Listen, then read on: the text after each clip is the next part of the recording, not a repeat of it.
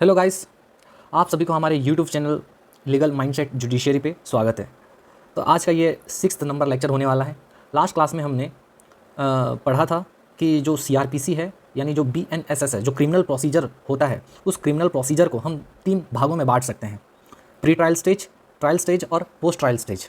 ठीक है, I hope आप लोगों ने इसको अच्छे से लिख लिया होगा। तो आज हम इसी को 1 बाय 1 एक ब्रीफली समझेंगे, क्योंकि आगे चलकर हमको इसी को अच्छे से इन डेप्थ पढ़ाई करना है। ठीक है, तो एक बार हम लोग समझ लेते हैं एक एक करके, उसके बाद फिर हम लोग मेन जो है अपना मेन प्रोसीजर जो है उसमें स्टार्ट करेंगे पढ़ना। राइट, तो पहले एक बार ये जो हम लोग एक एक लाइन करके लिखे हैं, जैसे प्री ट्रायल स्टेज में टोटल कितना स्टेप्स है, 7 स्टेप्स है। तो अब ये 7 स्टेप्स क्या है उसको पढ़ेंगे, फिर ट्रायल स्टेज का 5 स्टेप्स को पढ़ेंगे, फिर पोस्ट ट्रायल स्टेज का ये जो 5 स्टेप्स है उसको पढ़ेंगे। तो एक बार आपको क्या हो जाएगा ना, आइडिया मिल जाएगा कि ये जो लिखा हुआ है क्या लिखा हुआ है। उसके बाद फिर हम लोग मेन फुल फ्लेज्ड जो अपना क्लास रहेगा, जहाँ से स्टार्ट करना रहेगा, फिर स्टार्ट करेंगे। ठीक है, तो चलिए चलते हैं। ये सब ऑलरेडी हम लोग कल पढ़ चुके थे, बस लिख लिए थे, और इसको अब अच्छे से एक बार क्या करते हैं, चलिए समझ लेते हैं। ठीक है, तो देखिए मैं क्या बोला आपको कि जो क्रिमिनल प्रोसीजर है, क्रिमिनल प्रोसीजर को हम लोग 3 भागों में बांट सकते हैं। एक होता है pre trial stage, trial stage और पोस्ट ट्रायल स्टेज। ठीक है, तो वही 3 मेजर स्टेजेस है। ओके, तो चलिए स्टार्ट करते हैं प्री ट्रायल स्टेज से। इसका कलर अलग रख देता हूँ ताकि पता चले। ये है प्री ट्रायल स्टेज, यानी before the court proceedings begin. देखो, प्री ट्रायल स्टेज मतलब क्या है? ट्रायल अभी स्टार्ट नहीं हुआ है। ट्रायल कब स्टार्ट होता है? जब आपका केस कोर्ट में पहुंच जाता है। एक बार केस अगर आपका कोर्ट में पहुंच गया तो हम बोलते हैं भैया ट्रायल उसका स्टार्ट हो गया। जब तक कोर्ट में नहीं पहुंचा है केस, इसका मतलब वो जो है प्री ट्रायल स्टेज में है। समझ में आ रहा है? यानी before the court proceedings begin. समझ में आ रहा है? ट्रायल में क्या होता है ना, आपका कोर्ट का प्रोसीडिंग स्टार्ट हो जाता है, लेकिन अभी कोर्ट का प्रोसीडिंग स्टार्ट नहीं हुआ है। ठीक है, केस अभी कोर्ट तक नहीं गया है। तो केस अगर कोर्ट तक नहीं गया है तो कोर्ट तक जाने के लिए कुछ कुछ तो स्टेप्स फॉलो होंगे ना, तो वही चीज़ पढ़ेंगे। तो प्री ट्रायल स्टेज में क्या क्या होता है, चलिए समझते हैं। सबसे पहला चीज़ जो प्री ट्रायल स्टेज में होता है वो होता है information and registration of offence. ठीक है, क्या होता है information and registration of offence? मतलब क्या, यहाँ जिसके साथ ऑफेंस हुआ है वो बंदा क्या करेगा, कंप्लेन देगा। किसको देगा? पुलिस को देगा या फिर मजिस्ट्रेट को देगा। ठीक है, अच्छा, यहाँ पर कुछ लोग बोल सकते हैं सर क्या बोल रहे हो आप, कंप्लेन अलग होता है। मेरा बात सुनिए, देखिए आम आदमी के लैंग्वेज में बता रहा हूँ। पहली बात देखिए, जैसे फॉर एग्जांपल ये कोई बंदा है, इसके साथ बुरा कुछ हुआ है। ये कौन है? ये विक्टिम है। ठीक है, ये विक्टिम है। राइट, अब ये जो विक्टिम है, ये जब भी अपना शिकायत लेके पुलिस के पास जाएगा, पुलिस स्टेशन जाएगा। ठीक है, ये विक्टिम जब भी अपना शिकायत लेके पुलिस के पास जाएगा, यानी ये जब अपना बताएगा कि इसके साथ क्या हुआ, मैं इसको ये कह सकता हूँ इन्फॉर्म करेगा। ये जब भी इन्फॉर्मेशन देगा बोल सकते हो। जब ये इन्फॉर्मेशन देगा किस चीज़ का, जो ऑफेंस इसके साथ हुआ है। ठीक है, तो विक्टिम जब इन्फॉर्मेशन देता है जो ऑफेंस इसके साथ हुआ है, इस ऑफेंस को हम लोग आम भाषा में मतलब लेमैन क्या बोलते हैं, एज अ लेमैन हम इसको कंप्लेन बोलते हैं ना, अरे मैं कंप्लेन दिया हूँ उसके नाम पे पुलिस स्टेशन में। तो कंप्लेन जो हम लोग बोलते हैं ये एक्चुअली टेक्निकली रॉन्ग है। कंप्लेन हमको नहीं बोलना चाहिए, क्योंकि लॉ के फील्ड में कंप्लेन हमेशा मजिस्ट्रेट को किया जाता है। समझ में आया? तो ये जो है भाई, ये आप जो विक्टिम जो इन्फॉर्मेशन ऑफेंस जो इन्फॉर्मेशन दे रहे ऑफेंस का पुलिस स्टेशन में, हम इसको आम भाषा में क्या बोलते हैं, ये आम आदमी के भाषा में। ठीक है, ये एज अ लेमैन, ऐसा आम लिखने से आम सोच लोगे आप। ठीक है, तो लेमैन, एज अ लेमैन इसको हम लोग कंप्लेन बोलते हैं। बट जो लॉ के स्टूडेंट हैं उनको पता होगा कि भाई कंप्लेन जो होता है, ये जो कंप्लेन होता है वो हमेशा किसको दिया जाता है? कंप्लेन हमेशा और हमेशा मजिस्ट्रेट के पास दिया जाता है। समझ में आ रहा है? ठीक है, ठीक है, समझ में आ रहा है क्या? तो मैं ये कह सकता हूँ क्या, अब ये सबको मैं वापस से मिटा रहा हूँ। ठीक है, बोलने का मतलब ये है कि भैया चलो, इसका मतलब ये है कि अगर मैं, ये है कोई विक्टिम, कौन है? ये विक्टिम है। ये अपना शिकायत लेके जा रहा है पुलिस स्टेशन। समझना, हाँ मैं क्या बोल रहा हूँ, ये अगर पुलिस स्टेशन अपना शिकायत लेके जा रहा है, ठीक है, जब ये अपना शिकायत लेके पुलिस स्टेशन जा रहा है तो हो सकता है ये FIR दे, ठीक है, या फिर इन्फॉर्मेशन दे अपना उसके साथ जो भी हुआ है। ठीक है, हम लोग बोलते हैं ना कि FIR दे दिए। तो विक्टिम जो भी जाता है पुलिस स्टेशन अपना इन्फॉर्मेशन लेके जाता है कि भैया मेरे साथ ये हुआ। इसको यहाँ पर मिटा देता हूँ और अच्छे से लिखते हैं। विक्टिम यहाँ जब भी जाएगा अपना इन्फॉर्मेशन लेके जाएगा। क्या लेके जाएगा? इन्फॉर्मेशन। किस चीज़ का इन्फॉर्मेशन? कि उसके साथ क्या ऑफेंस हुआ, उसके साथ क्या हुआ। तो जब विक्टिम बताएगा पुलिस स्टेशन में, तो पुलिस वाला क्या करेगा भाई, बोलेगा अच्छा ये हुआ है तो ठीक है FIR दे दो। ठीक है, FIR होगा या फिर और कुछ हो सकता है, आप उसको NCR भी बोल सकते हैं। अभी बस इतना याद रख लो। ठीक है, तो जब भी विक्टिम पुलिस के पास जाएगा इन्फॉर्मेशन लेके अपना कि भैया मेरे साथ देखिए ये सब हो गया है, तो हम उस इन्फॉर्मेशन को FIR बोल देंगे या फिर NCR बोलेंगे। क्या बोलेंगे? NCR। ठीक है, अच्छा, और यही विक्टिम जब डायरेक्टली यही शिकायत लेके चला जाएगा कहाँ पर बताओ? मजिस्ट्रेट के पास चला जाएगा। ठीक है, मान लो ये यही शिकायत लेके मजिस्ट्रेट के पास चला गया, यही वाला सेम शिकायत लेके, तो इसी को हम लोग क्या बोलेंगे? अब कंप्लेन बोलेंगे। समझ में आ रहा है? कंप्लेंट। समझ में आ रहा है? तो विक्टिम जब भी अपना इन्फॉर्मेशन पुलिस को देता है तो हम उसको FIR बोलते हैं। ठीक है, अगर बड़ा सीरियस ऑफेंस हुआ तो, छोटा मोटा ऑफेंस हुआ तो NCR बोलेंगे। अगर वही मजिस्ट्रेट के पास गया वही इन्फॉर्मेशन लेके, तो हम उसको हमेशा क्या बोलेंगे? कंप्लेन बोलेंगे। तो कंप्लेन हमेशा कहाँ फाइल होता है? कंप्लेन हमेशा किसको दिया जाता है? मजिस्ट्रेट को दिया जाता है। और FIR हमेशा पुलिस स्टेशन में दिया जाता है। समझ में आ रहा है? तो आप समझ में आया? तो वही बोल रहा है। तो यहाँ पर जो ये कंप्लेन लिखा है ये एज अ लेमैन लिखा है। एज अ लेमैन, ठीक है, ये जनरल टर्म्स में लिखा है कि कंप्लेन जो देंगे पुलिस को देंगे या फिर मजिस्ट्रेट को देंगे, समझ में आया। लेकिन कंप्लेन हमेशा किसको दिया जाता है? मजिस्ट्रेट को दिया जाता है। अब पुलिस को क्या दिया जाता है? पुलिस को एफआईआर देते हैं या फिर एनसीआर होता है, नॉन कॉग्निजेबल रिपोर्ट, समझ में आ रहा है? ठीक है, चलिए यहाँ तक समझ में आ गया होगा, तो इसको मैं मिटा देता हूँ, आप इसको होगा तो लिख लीजिए रेड वाला जो मैं बताया हूँ, ठीक है। आगे चलते हैं। इसके बाद if the offence is cognizable, देखो अगर ऑफेंस कॉग्निजेबल है, ठीक है, तो एफआईआर होगा, फर्स्ट इन्फॉर्मेशन रिपोर्ट। अगर नॉन कॉग्निजेबल है तो मैं बता दिया नॉन कॉग्निजेबल रिपोर्ट होता है। यहाँ पर क्या होता है ना, नॉन कॉग्निजेबल अगर है तो आपको मजिस्ट्रेट का परमिशन चाहिए, क्या करने के लिए? इन्वेस्टिगेशन करने के लिए, ठीक है। यानी क्या, अगर कॉग्निजेबल रिपोर्ट हुआ, ऑफेंस अगर कॉग्निजेबल है, कॉग्निजेबल मतलब क्या सर? कॉग्निजेबल का मतलब होता है सीरियस ऑफेंस। क्या होता है? आम आदमी की भाषा में, देखिए ये सब में अभी एक आम आदमी को किस तरीके से समझाएंगे उस हिसाब से बता रहा हूँ, लेकिन ऐसा लिखना नहीं है इस समझने के लिए। कॉग्निजेबल मतलब होता है सीरियस ऑफेंस है, नॉन कॉग्निजेबल मतलब नॉट सो सीरियस, ठीक है, नॉन सीरियस बोल सकते हैं या नॉट सो सीरियस बोल सकते हैं, ठीक है। ये माइनर ऑफेंस बोल सकते हैं इसको, ये सीरियस ऑफेंस। तो जब भी सीरियस ऑफेंस होगा तो आप एफआईआर देने जाते हो, और जब भी नॉन सीरियस ऑफेंस हुआ है तो उस केस में इन्वेस्टिगेशन जो पुलिस करती है वो मजिस्ट्रेट का परमिशन लेकर ही करेगी, समझ में आ गया? खत्म। तो ये पहला था information and registration of offence, समझ में आ गया? ओके, आगे चलते हैं। फिर है इन्वेस्टिगेशन। इन्वेस्टिगेशन मतलब क्या? अब जैसे आप पुलिस के पास एफआईआर रिपोर्ट लिखाए हो, अपना रिपोर्ट दर्ज किए हो या फिर मजिस्ट्रेट के पास गए हो, ठीक है, तो अब क्या होगा? पुलिस वाला अपना इन्वेस्टिगेशन स्टार्ट करेगा। तो ये बोला police conduct the investigation. Investigation में क्या करते हैं? एविडेंस कलेक्ट करते हैं, विटनेस से पूछताछ करते हैं, और हो अगर पॉसिबल अगर हुआ तो एक्यूज को हम लोग अरेस्ट भी कर सकते हैं अगर ज़रूरी पड़ा तो। उसके बाद हम लोग विटनेस लोगों का स्टेटमेंट्स भी रिकॉर्ड करते हैं। तो इन्वेस्टिगेशन का ये सारा स्टेप्स है, समझ में आया? ओके सर, ठीक है। फिर एक बार इन्वेस्टिगेशन खत्म हुआ, फिर चार्जशीट फाइल होता है, ठीक है। चार्जशीट फाइल होता है मतलब क्या? देखो, after investigation the police file a chargesheet. आप सुने होंगे मूवी सब में, ठीक है, सीरियल सब में कि चार्जशीट फाइल हो गया है। चार्जशीट मतलब क्या? If the evidence is found, ठीक है, मतलब क्या? अगर पुलिस के हिसाब से, क्या बोल रहा हूँ, अगर पुलिस के हिसाब से, अगर पुलिस वालों के हिसाब से सबूत मिल रहा है कि इसने क्राइम किया है, तो वो लोग जो रिपोर्ट फाइल करते हैं मजिस्ट्रेट के पास, उसको चार्जशीट बोला जाता है। मतलब पुलिस के अकॉर्डिंग क्या हुआ है, वो जो पार्टिकुलर बंदा है जो एक्यूज्ड है उसके अगेंस्ट में एविडेंस मिला है, तो इसलिए वो चार्जशीट फाइल करते हैं। अगर एविडेंस अगर नहीं मिला तो वो क्या फाइल करते हैं? क्लोजर रिपोर्ट फाइल करते हैं। समझ में आ रहा है मैं क्या बोल रहा हूँ? इसको एफआरटी भी बोलते हैं। क्या बोलते हैं? एफआरटी मतलब फाइनल रिपोर्ट, इसको फाइनल रिपोर्ट भी बोलते हैं, ठीक है। अच्छा, समझ में आ गया? तो उड़ीसा तरफ यहाँ पर क्लोजर रिपोर्ट नहीं बोल के क्या बोलते हैं, क्योंकि मैं हूँ बेसिकली उड़ीसा से, तो यहाँ पर क्लोजर रिपोर्ट नहीं बोलते, यहाँ पर क्या बोला जाता है? एफआरटी बोलते हैं कि एफआरटी सबमिट करो, ठीक है। मजिस्ट्रेट बोलेगा भाई इन्वेस्टिगेशन तो तुम कर रहे हो, ठीक है, जो हुआ, या फिर चार्जशीट फाइल करो या फिर एफआरटी सबमिट करो, जो भी है, ठीक है। तो पुलिस वहाँ क्या करता है? अगर उसको लगता है पुलिस को कि भाई एविडेंस मिल रहा है एक्यूज के अगेंस्ट में, तो वो चार्जशीट फाइल करता है। अगर लगता है कि भाई कुछ भी नहीं मिल रहा है तो वो क्लोजर रिपोर्ट देता है या फिर एफआरटी देता है। एफआरटी मतलब फाइनल रिपोर्ट का शॉर्ट फॉर्म है, फाइनल रिपोर्ट। समझ में आ गया? आया कि नहीं? ठीक है सर, आ गया, ठीक है। अच्छा, ये चार्जशीट और एफआरटी कहाँ सबमिट करते हैं? मजिस्ट्रेट के पास करते हैं, ठीक है। अब आता है cognizance by magistrate. Cognizance by magistrate मतलब क्या? देखिए, एक बार चार्जशीट सबमिट हो गया ना, यहाँ पर बता रहा हूँ, देखिए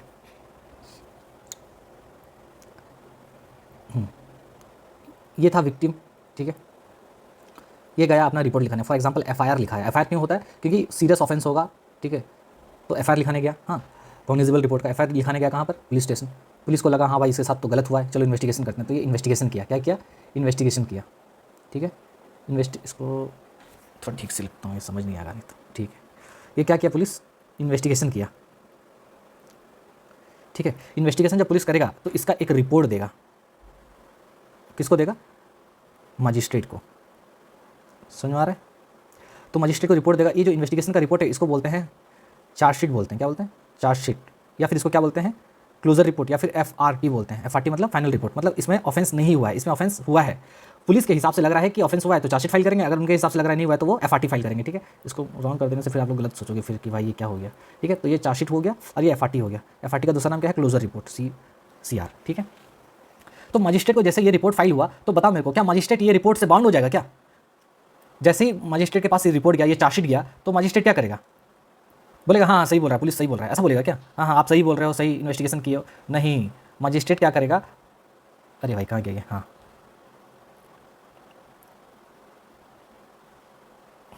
जैसे ही पुलिस वाला चार्जशीट फाइल किया मजिस्ट्रेट को, तो क्या मजिस्ट्रेट भी मान लेगा क्या कि हाँ एक्यूज ने किया है? नहीं, मजिस्ट्रेट अब क्या करेगा ना, अपना दिमाग लगाएगा। यहाँ पर मजिस्ट्रेट क्या करेगा?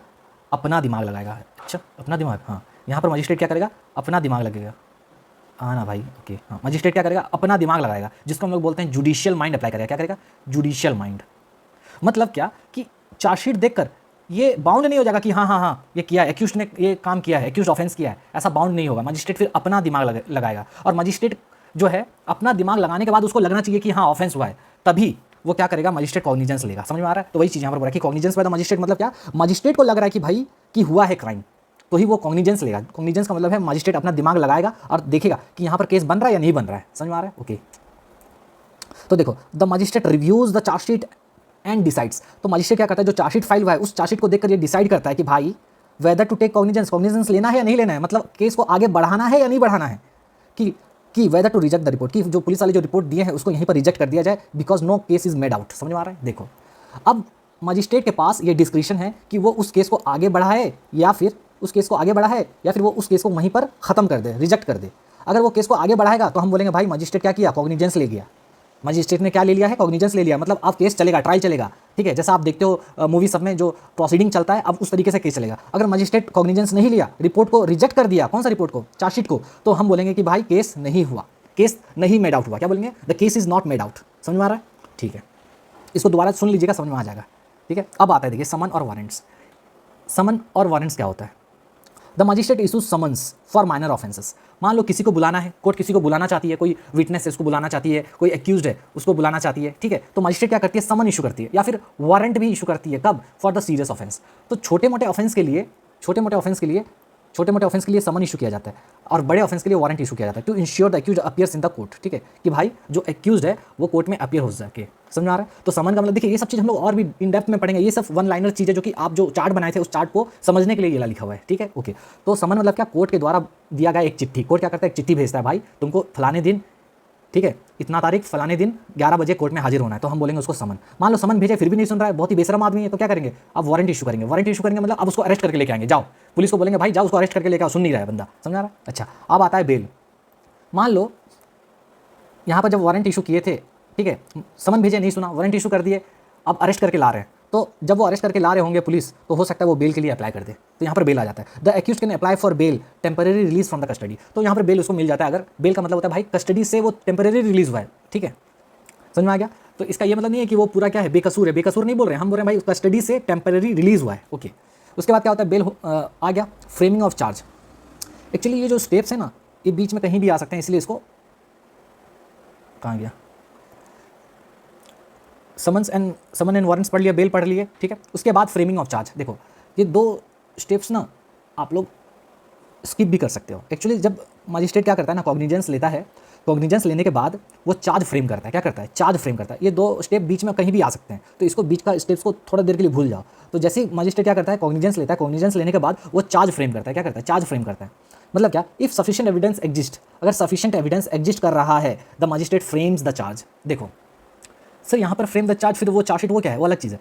यहाँ पर क्या कर रहा है ना, मजिस्ट्रेट अपने दिमाग लगा के उस पर इल्ज़ाम लगा रहा है कि भाई अब मेरे हिसाब से लग रहा है कि तुमने ये सब किया है, तुम पे ये सब चार्ज लगाया जाता है। ठीक है, if no case is found the accused is discharge. अगर केस मजिस्ट्रेट को लगता है कि बंदा ने किया है ऑफेंस, तो बंदा क्या करता है, यहाँ पर मजिस्ट्रेट क्या करता है, चार्ज फ्रेम करता है। लेकिन अगर मान लो मजिस्ट्रेट को लग रहा है भाई कुछ मिला नहीं, कुछ सबूत नहीं है, तो यहाँ पर उस एक्यूज को डिस्चार्ज कर दिया जाता है। समझ में आ रहा है? ओके, तो यह है फ्रेमिंग ऑफ चार्ज। समझ में आ गया? तो अभी तक समझ में आ गया क्या क्या पढ़े हैं? तो एक बार बस हेडिंग पढ़ लेते हैं, बताओ। चलो, सबसे पहले हमने पढ़ा कि information and registration of offence. ठीक है, प्री ट्रायल स्टेज का सबसे पहला पार्ट है भाई इन्फॉर्मेशन देना या फिर ऑफेंस को रजिस्टर कराना। ठीक है, तो कहाँ जा सकते हैं, पुलिस के पास या फिर मजिस्ट्रेट के पास। फिर इन्वेस्टिगेशन स्टार्ट होता है। इन्वेस्टिगेशन करने के बाद पुलिस क्या करता है, फिर इन्वेस्टिगेशन किया, फिर पुलिस क्या करेगा, पुलिस करेगा भाई चार्जशीट फाइल करेगा। चार्जशीट कब फाइल करेगा, उसको लगता है अगर एविडेंस मिल रहा है तो चार्जशीट, अगर नहीं मिल रहा है तो क्लोजर रिपोर्ट या फिर एफआरटी फाइल करेगा। अच्छा, फिर चार्जशीट फाइल करने के बाद अगर मजिस्ट्रेट को लग रहा है कि भाई हाँ इसने कुछ किया है, तो वो केस को आगे बढ़ाएगा, तो हम बोलते हैं कि मजिस्ट्रेट कॉग्निजेंस ले लिया। या फिर मजिस्ट्रेट को लग रहा है कि भाई नहीं, केस नहीं मेड आउट हो रहा है, तो वो रिपोर्ट को रिजेक्ट कर सकता है। बीच में हो सकता है कभी कभी कोर्ट को समन भेजना पड़े, वारंट भेजना पड़े, तो समन वारंट भेज सकता है कोर्ट। उसके बाद अगर वारंट भेजे हैं, अरेस्ट करके किसी को ला रहे हैं, तो बंदा जो एक्यूज है वो बेल के लिए अप्लाई कर सकता है।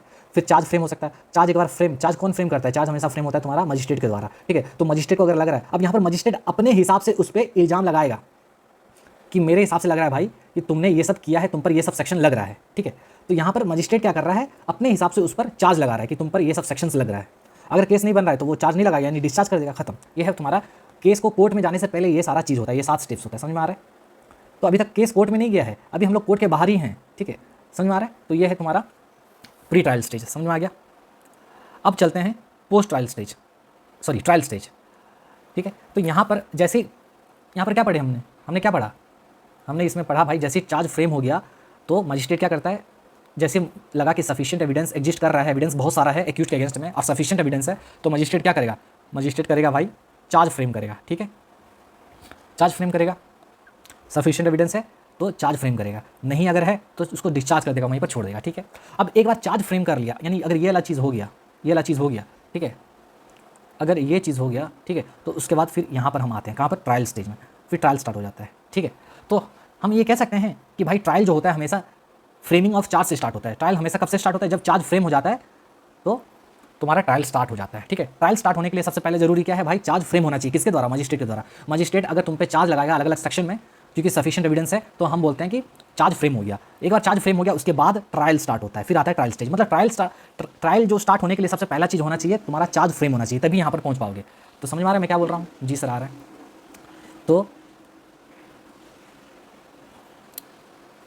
तो यहाँ पर मैं ऐसा लिख सकता हूँ कि भाई फ्रेमिंग ऑफ चार्ज, क्या, फ्रेमिंग ऑफ चार्ज, यानी मजिस्ट्रेट चार्ज जो लगाता है वहीं से तुम्हारा ट्रायल स्टार्ट होता है, ठीक है।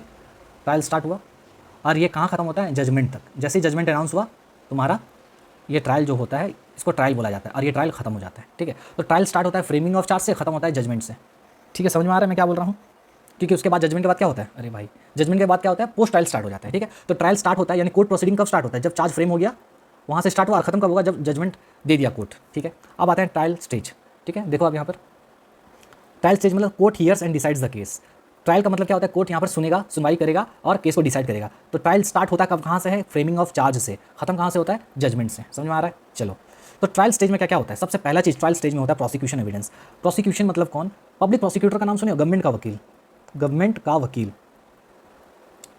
प्रोसिक्यूशन जो होता है गवर्नमेंट का जो वकील होता है, ठीक है, जिसको पब्लिक प्रोसिक्यूटर भी बोलते हैं, ठीक है। ये गवर्नमेंट तरफ से केस, ये क्या करता है, गवर्नमेंट तरफ से रहता है और एक्यूज पे इल्जाम लगाता है। तो जो पब्लिक प्रोसिक्यूटर है, जो गवर्नमेंट तरफ से आया है बंदा, जो गवर्नमेंट तरफ का जो वकील है, वो क्या करेगा, अपना एविडेंस देगा, मतलब डॉक्यूमेंट्स कोई प्रोवाइड करेगा, कोई फॉरेंसिक रिपोर्ट होगा तो देगा, या फिर विटनेस किसी को बुलाएगा टेस्टिमनी के लिए। समझ में आ रहा है।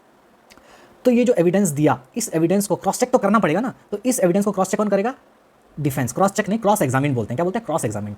तो जैसे प्रोसिक्यूशन अपना एविडेंस देगा उसको क्रॉस एग्जामिन कौन करेगा, डिफेंस। डिफेंस कौन है भाई, एक्यूज्ड का वकील, एक्यूज्ड का वकील। समझ में आ रहा है। देखिए बहुत मैं इजी तरीके से ले जा रहा हूँ, आप भी इसी तरीके से चलिएगा, देखिए सब चीज़ समझ में आएगा, ठीक है। तो अभी तक हमने क्या पढ़ा, ट्रायल का स्टेज स्टार्ट हो गया है। ट्रायल में सबसे पहले क्या करते हैं, प्रोसिक्यूशन अपना एविडेंस देता है। प्रोसिक्यूशन अपना एविडेंस देता है तो एविडेंस में क्या क्या हो सकता है, डॉक्यूमेंट हो सकता है, फॉरेंसिक रिपोर्ट हो सकता है, विटनेस का टेस्टिमनी हो सकता है। विटनेस का टेस्टिमनी मतलब जो कटघरे में आके जो गवाही देते हैं उसको बोलते हैं टेस्टिमनी। समझ में आ रहा है। तो जैसे ही एविडेंस अपना प्रोवाइड करेगा कौन, पब्लिक प्रोसिक्यूटर, गवर्नमेंट का वकील, किसके अगेंस्ट में देगा ये बताओ तो। ये जो पब्लिक प्रोसिक्यूटर जो होता है, ये जो एविडेंस देगा किसके अगेंस्ट में देगा, ये अगेंस्ट में देता है एक्यूज्ड के, किसके, एक्यूज्ड के। तो एक्यूज्ड के अगेंस्ट में ये क्या देता है, एविडेंस देता है। तो जब ये एक्यूज्ड के अगेंस्ट में अपना एविडेंस देगा तो एक्यूज्ड का वकील उसको क्रॉस एग्जामिन नहीं करेगा क्या, अच्छा समझ में आ रहा है। तो यहाँ पर क्रॉस एग्जामिन कौन करेगा, डिफेंस करेगा, ठीक है। अब आते हैं सेकंड स्टेप। सेकंड स्टेप होता है एग्जामिनेशन ऑफ द एक्यूज्ड। फिर जो एक्यूज्ड है उसको बुलाया जाता है। तो एक्यूज्ड को जब बुलाते हैं तो इसमें सेक्शन तुम्हारा पुराना वाला 313 अप्लाई होता है और अभी का जो है 351 BNSS का अप्लाई होता है। यहाँ पर क्या होता है, court questions the accused. Court क्या करता है भाई, एक्यूज्ड को पूछताछ करता है and allow them to explain the evidence against them. देखो एग्जामिनेशन ऑफ एक्यूज्ड, जैसे ही पब्लिक प्रोसिक्यूटर अपना एविडेंस दिया, डिफेंस उसको क्रॉस एग्जामिन किया, उसके बाद कोर्ट अब बुलाएगा एक्यूज्ड को, ठीक है, कि भैया आपके अगेंस्ट में ये सब बोला जा रहा है, आपको क्या कहना है बताइए। तो to explain the evidence against them, उसके अगेंस्ट में जो एविडेंस आ रहा है उसको क्या कहना है, कोई एक्सप्लेनेशन देना चाहेगा क्या, कोर्ट पूछता है किसको, एक्यूज्ड को। समझ में आ रहा है, उसको बोलते हैं एग्जामिनेशन ऑफ एक्यूज्ड, ठीक है। अच्छा उसके बाद फिर डिफेंस अपना एविडेंस देता है, कौन, डिफेंस अपना एविडेंस प्रोवाइड करता है, यानी एक्यूज्ड में present evidence and call witnesses, ठीक है। यहाँ पर एक्यूज्ड जो है वो अपना एविडेंस प्रोवाइड करेगा या फिर किसी विटनेस को भी बुला सकता है, ठीक है। और जब ये अपना एविडेंस देगा, डिफेंस वाला यानी एक्यूज्ड अपना एविडेंस देगा, तो उसको कौन क्रॉस एग्जामिन करेगा, ऑब्वियसली उसको प्रोसिक्यूशन क्रॉस एग्जामिन करेगा। समझ में आ रहा है, ठीक है। अच्छा चौथा स्टेप है तुम्हारा, ये तो हो गया, हाँ चौथा है फाइनल आर्गूमेंट्स। अब फिर दोनों में बहस होगा, बहसबाजी होगा, इधर से इधर वाला एक्यूज्ड और तुम्हारा डिफेंस और जो तुम्हारा प्रोसिक्यूशन होगा, दोनों में बहसबाजी चलेगा। फिर फाइनल आर्गूमेंट्स होता है कोर्ट के सामने। फिर कोर्ट क्या करता है, एक जजमेंट सुनाता है, दोनों तरफ को सुनने के बाद, दोनों का जो एविडेंस है देखने के बाद कोर्ट अपना जजमेंट सुनाएगा। फिर कोर्ट अपना जजमेंट सुनाएगा। जजमेंट में क्या हो सकता है, जो एक्यूज्ड है या फिर उसको एक्विटल मिल सकता है या फिर वो कन्विक्ट हो सकता है। एक्विटल कब मिलेगा, जब accused is found not guilty. जब कोर्ट के हिसाब से जब एक्यूज्ड नॉट गिल्टी रहेगा तो उसको एक्विट कर देंगे। अगर कोर्ट के हिसाब से अगर वो गिल्टी पाया गया तो हम उसको कन्विक्शन देंगे। समझ में आ रहा है। तो जजमेंट में क्या होता है, या फिर एक्विटल होता है या फिर कन्विक्शन होता है। एक्विटल कब होगा, जब नॉट गिल्टी, अगर गिल्टी नहीं हो, दोषी नहीं हो, तो आपको छोड़ दिया जाएगा, बाइज्जत बरी कर दिया जाएगा। और कन्विक्शन कब मिलेगा, जब आप गिल्टी रहोगे तो, ठीक है। समझ में आ गया। तो ये ट्रायल का, अगर हम लोग जो अभी ट्रायल का स्टेज पढ़े, ट्रायल का स्टेज को जब पढ़ोगे तो आप सीक्वेंस वाइज इस तरीके से देख सकते हो। तो ये ट्रायल का स्टेज है जो अभी हमने पढ़ा, उसको और थोड़ा सा रिफाइन करके लिखा गया है। देखो सबसे पहले क्या होता है, प्रोसिक्यूशन अपना एविडेंस देता है, यानी डॉक्यूमेंट्स, विटनेस या फिर फॉरेंसिक रिपोर्ट देता है कौन, प्रोसिक्यूशन। फिर उसको कौन क्रॉस एग्जामिन करेगा, cross examine of the prosecution witness by the defence, ठीक है। अच्छा, उसके बाद ठीक है, यहाँ पर प्रोसिक्यूशन अपना एविडेंस दिया, उस एविडेंस को क्रॉस एग्जामिन कौन किया, डिफेंस किया। अब क्या होगा, एक्यूज्ड को बुलाया जाएगा, उससे पूछा जाएगा आपको कुछ कहना है कि आप पे ये सब इल्जाम लग रहा है, ठीक है, सेक्शन 351 के हिसाब से बीएनएसएस का, जो कि सीआरपीसी का 313 था। फिर क्या होगा, डिफेंस अपना एविडेंस देगा। जब डिफेंस अपना एविडेंस देगा तो उसको कौन क्रॉस एग्जामिन करेगा, बताओ मेरे को। उसको क्रॉस एग्जामिन करेगा तुम्हारा ये प्रोसिक्यूशन। कौन, ये प्रोसिक्यूशन, ये डिफेंस के एविडेंस को क्या करेगा, क्रॉस एग्जामिन करेगा। फिर दोनों में क्या होगा, बहसबाजी होगा, और दोनों को सुनने के बाद, दोनों पक्ष को, दोनों साइड को सुनने के बाद कोर्ट अपना जजमेंट सुनाएगा। यहाँ पर फाइनल आर्गूमेंट्स होता है, दोनों के बीच फाइनल आर्गूमेंट्स होने के बाद जजमेंट आएगा। जजमेंट में कोर्ट या फिर एक्विट कर देगा, बाइज्जत बरी, या फिर उसको कन्विक्ट कर देगा, ठीक है। ये है तुम्हारा ट्रायल का स्टेज, ठीक है। ट्रायल में क्या हो गया, ट्रायल खत्म, यानी ट्रायल स्टार्ट कहाँ से हुआ था, बताओ मेरे को।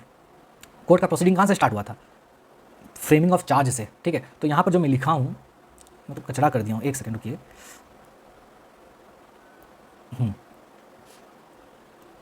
तो यहाँ पर देखिए, ट्रायल हमेशा स्टार्ट कहाँ से होता है, फ्रेमिंग ऑफ चार्ज। चार्ज जैसे फ्रेम हुआ, तुम्हारा ट्रायल स्टार्ट होगा। और खत्म कब होगा, जब जजमेंट दे दोगे, ठीक है। तो कोर्ट जब चार्ज फ्रेम करती है तो ट्रायल वहाँ से स्टार्ट हो जाता है, और खत्म कब होता है, जब कोर्ट जजमेंट प्रोनाउंस करती है। तो समझ में आ गया, तो ट्रायल का स्टेज समझ में आ गया, ट्रायल क्या होता है, ठीक है। ये था सीक्वेंस ऑफ ट्रायल।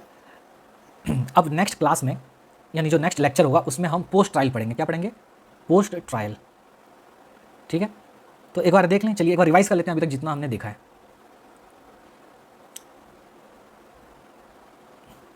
देखो, अभी तक हमने क्या क्या पढ़ा, यहीं से देख लेते हैं। प्री ट्रायल स्टेज पढ़े। प्री ट्रायल स्टेज में हमने क्या क्या पढ़ा भाई, कि भाई इन्फॉर्मेशन सबसे पहले देंगे, या फिर ऑफेंस को रजिस्टर कराएंगे। कहाँ पर, पुलिस स्टेशन में या फिर मजिस्ट्रेट के पास। पुलिस के पास देंगे तो एफआईआर देंगे, या फिर एनसीआर आएगा, या फिर मजिस्ट्रेट के पास जाएंगे तो हम उसको क्या बोलेंगे, हमेशा कंप्लेन बोलेंगे। मजिस्ट्रेट के पास जब भी इन्फॉर्मेशन लेके जाओगे तो कंप्लेन बोला जाएगा, यानी कंप्लेन हमेशा मजिस्ट्रेट के पास होता है। समझ में आएगा। अच्छा, इन्वेस्टिगेशन फिर होता है। इन्वेस्टिगेशन कौन करता है, पुलिस करता है। इन्वेस्टिगेशन करने के बाद क्या पुलिस करता है, चार्जशीट देता है। चार्जशीट कब देता है, जब पुलिस को लगता है कि भैया ये कांड किया है, क्योंकि उसके अगेंस्ट में सबूत मिल रहा है, तो वो चार्जशीट देगा। अगर पुलिस को लगता है कि भाई कुछ नहीं किया है तो क्लोजर रिपोर्ट देगा, जिसको उड़ीसा में इधर तरफ क्या बोलते हैं, एफआरटी बोलते हैं। क्या बोलते हैं, एफआरटी, ठीक है, फाइनल रिपोर्ट। अच्छा, उसके बाद ये सब कहाँ दिया जाता है, ऑब्वियसली मजिस्ट्रेट को देते हैं। अच्छा, मजिस्ट्रेट को देने के बाद क्या मजिस्ट्रेट पुलिस का बात मान लेगा क्या, नहीं। फिर मजिस्ट्रेट अपना दिमाग लगाएगा। जब मजिस्ट्रेट अपना दिमाग लगाएगा और उसके हिसाब से लग रहा है कि हाँ केस को आगे बढ़ाना चाहिए, तो हम बोलते हैं कि मजिस्ट्रेट कॉग्निजेंस ले लिया। जब मजिस्ट्रेट को लगता है भाई नहीं इसमें तो केस बन ही नहीं रहा है, तो मजिस्ट्रेट क्या करेगा, उस रिपोर्ट को वहीं पर रिजेक्ट कर देगा, ठीक है, चार्जशीट को वहीं पर रिजेक्ट कर देगा, ठीक है। अच्छा, ये 2 स्टेप्स कहीं पर भी आ सकते हैं, तो इसलिए कभी कभी कोर्ट को समन वारंट भेजना पड़ता है, ठीक है। फिर अगर कोई अरेस्ट होकर आया है एक्यूज्ड, तो भाई बेल के लिए अप्लाई कर सकता है। तो ये 2 स्टेप्स को स्किप करके अब बताओ, जब मजिस्ट्रेट क्या किया, कॉग्निजेंस ले लिया, उसके बाद कॉग्निजेंस लेने के बाद मजिस्ट्रेट क्या करेगा, चार्ज फ्रेम करेगा। अब मजिस्ट्रेट को लग रहा है कि भाई ये एक्यूज्ड के अगेंस्ट में एविडेंस मिल रहा है, तो मजिस्ट्रेट अपने हिसाब से उसमें क्या करेगा, सेक्शंस लगाएगा कि आप पे ये सब सेक्शंस बन रहा है। तो अगर सफिशिएंट एविडेंस है तो चार्ज फ्रेम करेगा। अगर मान लो यहाँ पर भी एविडेंस अगर नहीं बन रहा है तो एक्यूज्ड को डिस्चार्ज कर दिया जाएगा, ठीक है, हुआ, ओके। उसके बाद ट्रायल स्टेज स्टार्ट होगा। ट्रायल स्टेज कहाँ से स्टार्ट होता है, फ्रेमिंग ऑफ चार्ज से। कहाँ खत्म होता है, जजमेंट से। तो फ्रेमिंग से स्टार्ट होता है, फ्रेमिंग ऑफ चार्ज से ट्रायल स्टार्ट होता है, और जजमेंट से खत्म होता है। अच्छा, आम आदमी की भाषा में ट्रायल मतलब क्या, जब कोर्ट अपना हियरिंग देता है और कोर्ट को और केस को डिसाइड करता है, तो हम उसको बोलते हैं ट्रायल। मतलब केस जब कोर्ट में चला जाता है हम बोलते हैं भाई ट्रायल स्टार्ट हो गया, ठीक है। अच्छा, इसमें क्या होता है, सबसे पहले प्रोसिक्यूशन अपना एविडेंस देता है, उसको कौन क्रॉस एग्जामिन करेगा, उसको हमेशा क्रॉस एग्जामिन करेगा तुम्हारा डिफेंस। फिर एक्यूज को बुलाया जाएगा एक्सप्लेनेशन के लिए, भाई क्या बोलना है तुमको बताओ। उसके बाद डिफेंस अपना एविडेंस देगा। जब डिफेंस अपना एविडेंस देगा तो उसको कौन क्रॉस एग्जामिन करेगा, प्रोसिक्यूशन। उसके बाद दोनों में फिर बहसबाजी होगा, फाइनल आर्गूमेंट्स होगा। उसके बाद कोर्ट अपना जजमेंट सुनाएगा। अगर कोर्ट को लगता है कि भाई गिल्टी अगर है तो उसको कन्विक्ट करेगा, और उसके अगेंस्ट में अगर सबूत नहीं मिलता है तो उसको एक्विट कर देगा। समझ में आ रहा है। अच्छा, ये सब हो गया। नेक्स्ट क्लास में पढ़ेंगे post trial stage. Post trial में क्या क्या होता है, बस 1 लाइनर पढ़ेंगे। उसके बाद हम अपना main full fledged class start करेंगे। कहाँ से, सेक्शन 173 से स्टार्ट करेंगे। बता दे रहा हूँ पहले से, हम पढ़ेंगे चैप्टर 13 पढ़ेंगे। चैप्टर 13 से हम अपना फुल फ्लेश क्लास स्टार्ट कर देंगे। चैप्टर 13 जो कि बोलता है information to the police and their power to investigate, ठीक है। तो चैप्टर 13 पढ़ेंगे जो कि सेक्शन 173 से स्टार्ट है, और मेरे ख्याल से 193 तक गया है, देख लीजिएगा। 173 से स्टार्ट है, ठीक है, समझ में आया। तो 173 से ये सेक्शन स्टार्ट है, वहीं से पढ़ना स्टार्ट करेंगे। समझ में आ रहा है कि नहीं आ रहा है, समझ में बताइए मेरे को। तो अभी नेक्स्ट क्लास में हम पढ़ेंगे पोस्ट ट्रायल स्टेज के बारे में। पोस्ट ट्रायल जब खत्म हो जाएगा फिर हम लोग चैप्टर 13 पढ़ेंगे। समझ में आ रहा है, ठीक है। आई होप ये लेक्चर में आपको सब कुछ समझ में आया होगा। मिलेंगे नेक्स्ट क्लास में, तब तक के लिए bye, take care and this is Sam signing off. मेरा नाम वैसे आप लोग को बहुत लोग को पता नहीं होगा, मैं बता दूं मेरा नाम क्या है। मेरा नाम है MD शमशेर, ठीक है, मेरा नाम है MD शमशेर। और इसीलिए मैं सैम बोलता हूँ, ठीक है। तो मिलेंगे नेक्स्ट वीडियो में, तब तक के लिए bye, take care and this is Sam signing of.